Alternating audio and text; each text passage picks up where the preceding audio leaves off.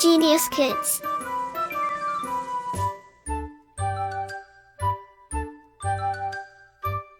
Cultivating love for learning. Chapter 1. Oliver Twist asks for more. Oliver Twist is raised in the workhouse.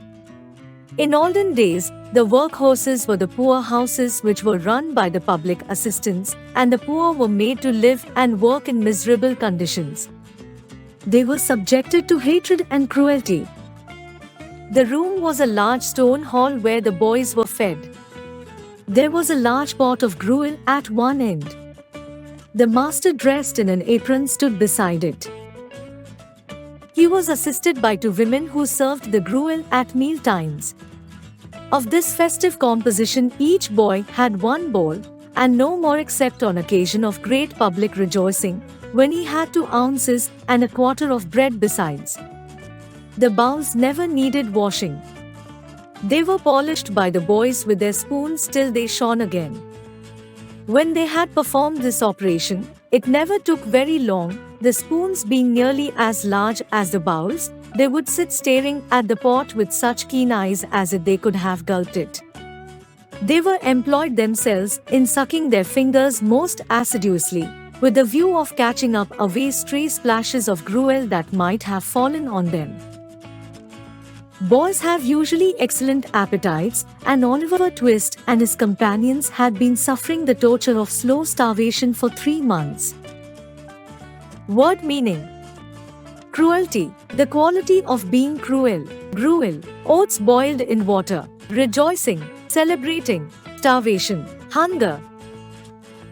At last they got so ravenous and wild with hunger that one boy, who was tall for his age, and hadn't been used to that sort of thing, for his father had kept a small cookshop, hinted darkly at his companions that unless he had another basin of gruel every day, he was afraid he might some night eat the boy who slept next to him and who happened to be a weakly youth of tender age.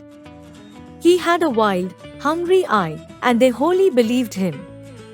A council was held and lots were drawn who should walk up to the master after supper that evening and ask for more, and it fell to Oliver Twist. The evening arrived and the boys took their places. The master, wearing an apron, stationed himself at the pot. His assistants were standing behind him. The gruel was served out. A long grace was said over the short meal.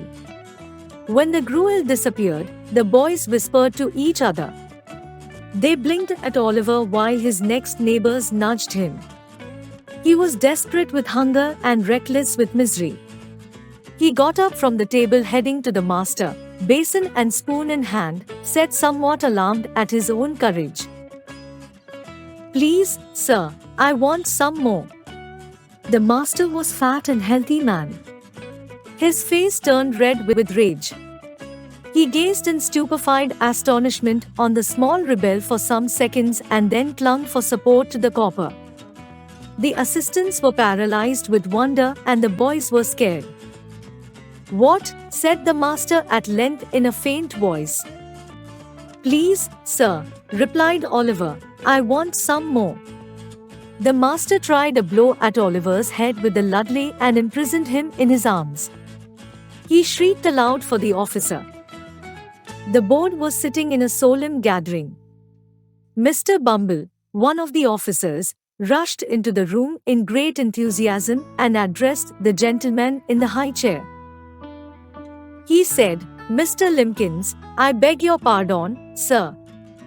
Oliver Twist has asked for more." There was a general start. Horror was illustrated on every face. Word meaning: ravenous, very hungry, tender, delicate, whispered, murmured, sensitive, stupefied, astounded, pardon, to forgive, illustrated, illuminated. "For more," said Mr. Limpkins.